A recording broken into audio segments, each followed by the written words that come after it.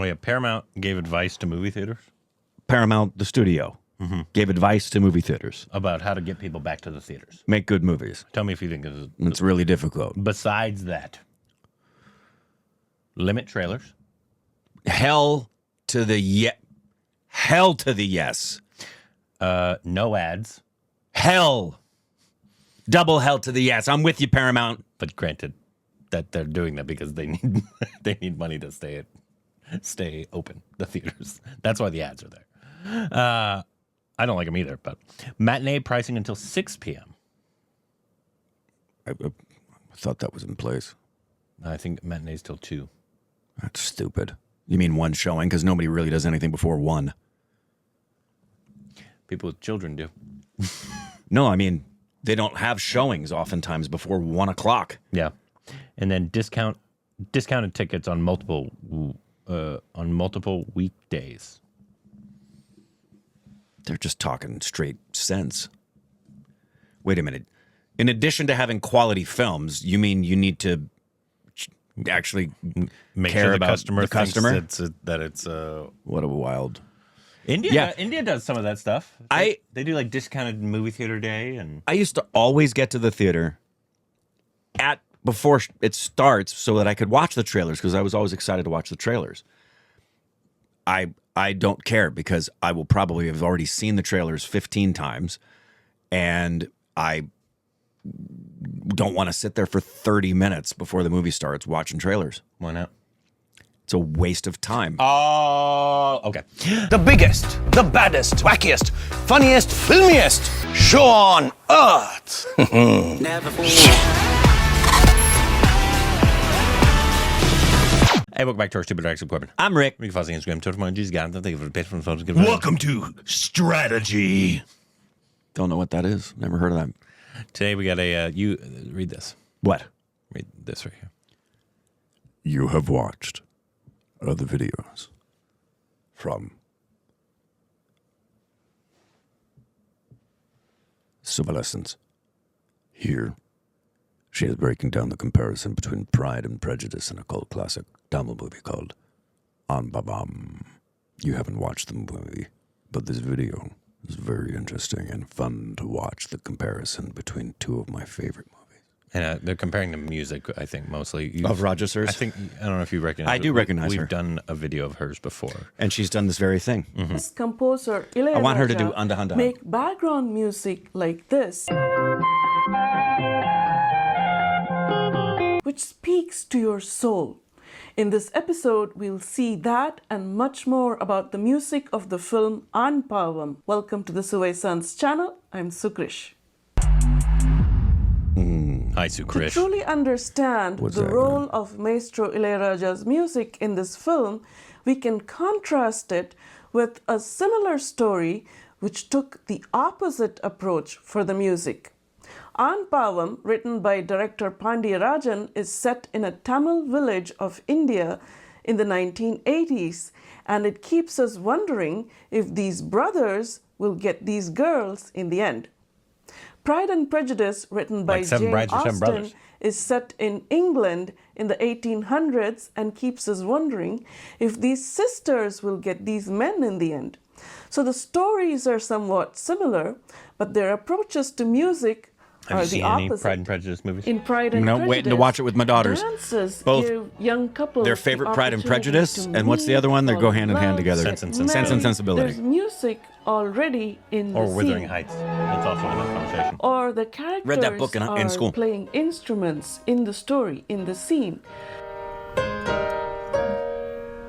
So this kind of music is called diegetic, which means music which arises Oh, I thought from that was within music I the was eating scene after dinner. itself.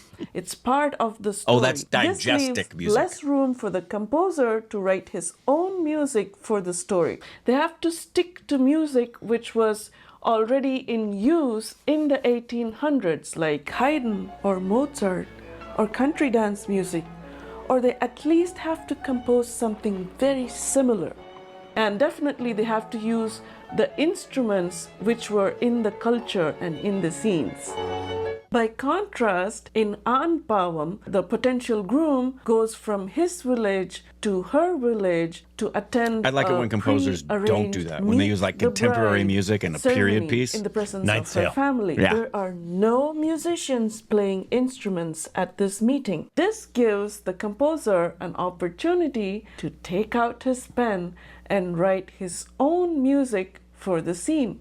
How should he do it? Should he stick to the instruments and musical styles found I don't think in anybody this tells Raja sir what to do. Or can he use any instrument and think any musical it's up to genre the director. simply to tell the story? Composer Ilaiyaraaja chose the second option. Now let's see what happens. The potential bride shyly walks out.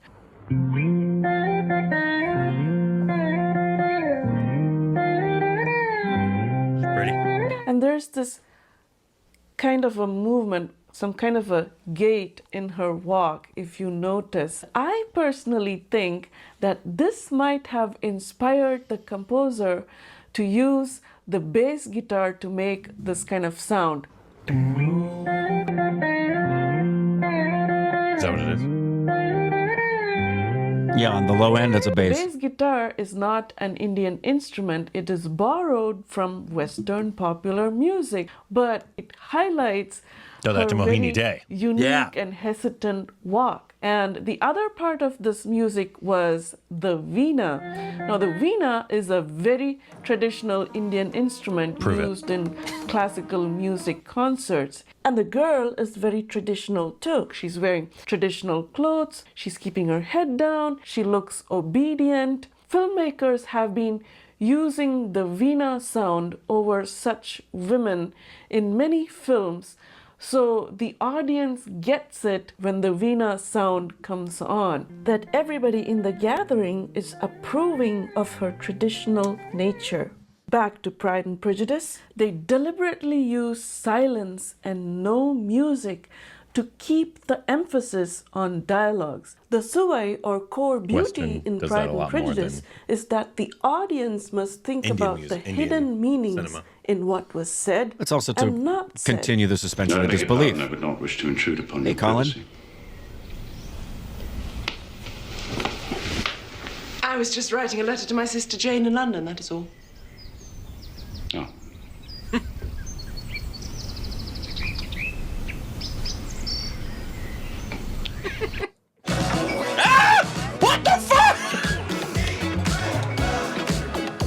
Should have downloaded it, sorry. Here, wanna we play are period left wondering whether Mr. Darcy has romantic feelings for Elizabeth at this point. People love Silence Darcy. is deliberately used to bring out the awkwardness. As is By sync sound. contrast, in Aan Paavam, there's music on top of the dialogues.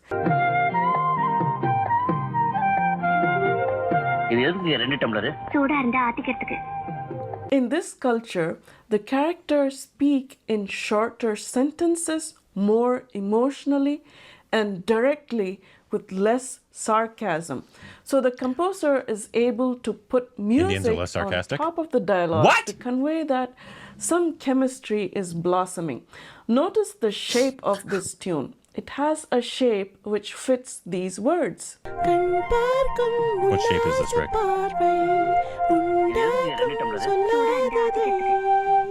A lyricist may do a better job than me, but I'm using these as substitute words to reveal a hidden pattern. Now listen to this music in this scene where she believes that the wedding will actually go ahead and happen.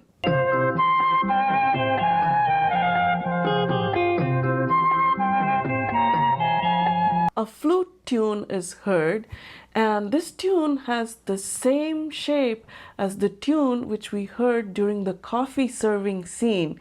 And we know this because it fits the same words.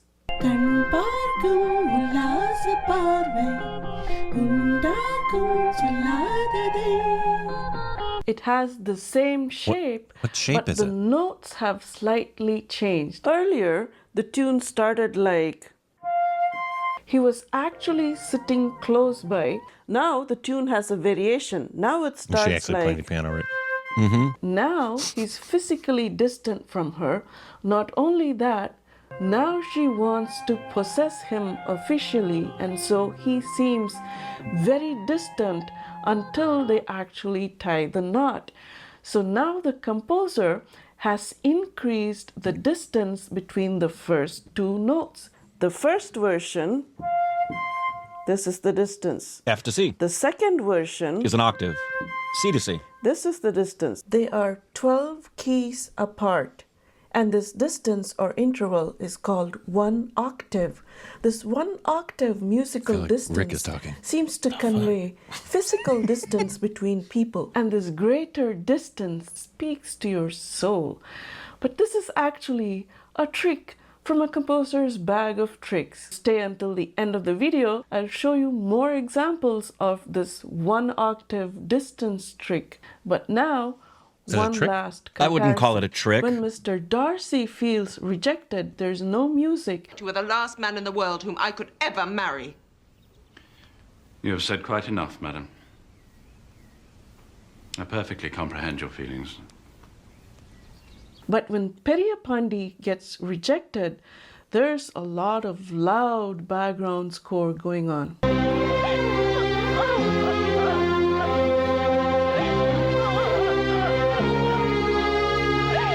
This is a It's the same sad theme, but variation it's the on strings the same making it cry. love theme.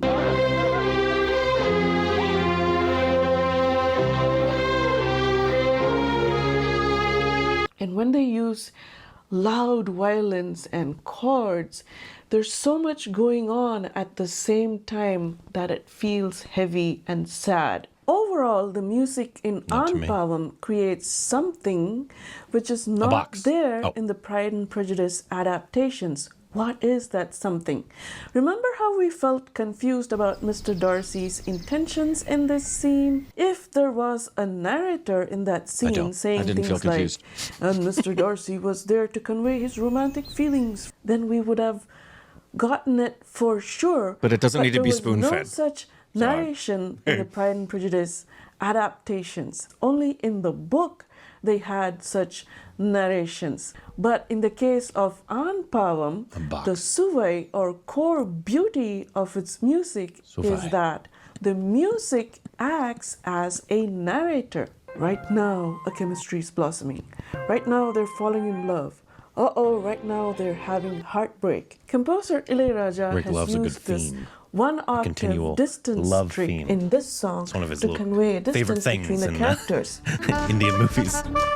Whenever he can pick up on a theme for a love. What song She's is that? singing come close, because he's far away. And he's also used this 1 octave trick in this song. Oh, sorry, Rick. You need to make videos like these. You could just fucking talk about nerdy shit. Absolutely, especially with the way music's done, not just in scores, but the way music's done in songs. I didn't really understand the purpose of comparing it to Pride and Prejudice. Like, you could have just talked about what he was doing in Aan Paavam.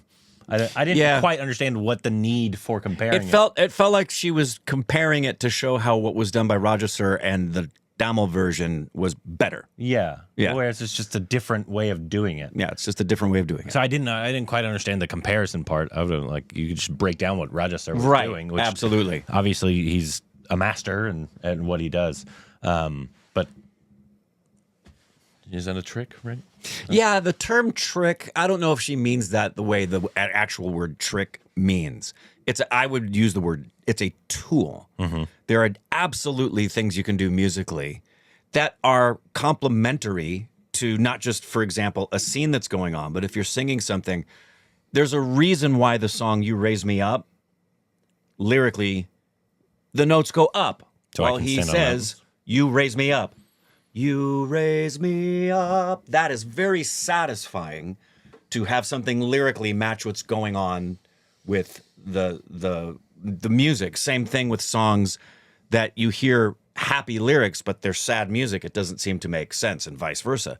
So I wouldn't say it's a trick per se as much as it is because a trick sounds like it's just something that's done to fool you, and I don't believe that's the case. It's done to accentuate what's going on. But is that like a common? I know you don't score movies at all, or have ever done that. But no, is that like the distance between keys conveyed distance it in like sure absolutely songs can. and things? Too? Yes, so like a does commonly known thing. Yes, so interval distances can convey distance. How because music embodies, it has spatial qualities. So the way you orchestrate something as well can convey that. One of the most wonderful musical themes that conveys the physical space in a way is what John Williams did for Jaws, which when Spielberg first heard it, he went, "That's it." But yeah, because in the movie, the moment that starts, he does it once in the very opening sequence, and you immediately know, oh, that theme is the presence of the shark. So whenever you hear those two notes, he's in the water. And then as it speeds up, he's coming to you. So that's the distance. Because when it starts with the he's around. He hasn't left. Bum bum bum bum bum bum bum bum bum bum bum bum. He's coming to you. And it starts to build and swell and grow. That's another example. And I don't call those tricks. I think those are as important, skilled, inspired, genius tools that screenwriters use when they write great dialogue, that directors use when they do great frames and the sequencing of things. So, but yeah, it's done a lot. It'd be really great to talk to people who do that, because they would be so much more articulate and be able to talk about so many other different things. But it's very common. And if I thought about it, I could do dorky videos like that about scores in films. It sounded like you were talking. How important it is. And when music comes in, when music doesn't come in, one of the best scores ever is all of the music that accompanies the original The Color Purple. Oh, yeah, I've never seen. Which that was Quincy Jones. And what about the remake? I didn't like the remake. I didn't like the musical version of it. I don't think it touches, and that's not just because I have a Spielberg bias. There's just the original is such a fantastic film. But and lack of score, and it's very true. Sometimes films will specifically Mel Gibson did this with The Passion of the Christ. He not only wanted instruments that were close to the time, he wanted instruments that would sound like the time that don't exist anymore. And that's one of the reasons Pedro was involved, because Pedro makes instruments. Ridley Scott did that with Pedro in Gladiator. He said to him, I need the sound that's referenced in the old texts that used to be around. And no such instrument existed. So in his hotel room, Pedro took a Bic pen, turned it into a wind instrument, and that's the whistle that's used in the score for Gladiator. That's ridiculous. Yeah. Pedro's made 400 instruments that never existed before. He uses, example, in Planet of the Apes. Is he rich? Caesar's theme. Is he rich? Pedro? I can't imagine he isn't. I just don't know how much a well-known Windwood player. Oh yeah, he's played on everything. Like I know, but doesn't you think he's a millionaire? Wouldn't surprise me. But that would be unusual for. I mean, good instrumentalists that work all the time in Hollywood are going to make good money and become very well off. Yeah. Someone like him, I'm sure Hans is taking very good care of him, because he works with Hans all the time. But he works with other people. But like Caesar has a particular. That's the other thing. There'll be an instrument like in Planet of the Apes. Caesar has a particular instrument that is his instrument. So whenever anything is played melodically to convey Caesar's perspective or point of view, it's done with a particular instrument. And it was an ostrich that Pedro converted into a wind instrument to make a sound no one had ever heard before. That's not synthesized. That sounds organic. And there's themes. Obviously, look at the whole Star Wars saga and the themes that John Williams wrote. Luke has a theme. Leia has a theme. Han has a theme. Vader has a theme. Could talk for hours about it. It's wonderful. Wild. Anyways, let us know other videos of hers and what should be other Raja songs as well that we can react to. Let us know down below. The biggest, the baddest, wackiest, funniest, filmiest show on earth. Never fall.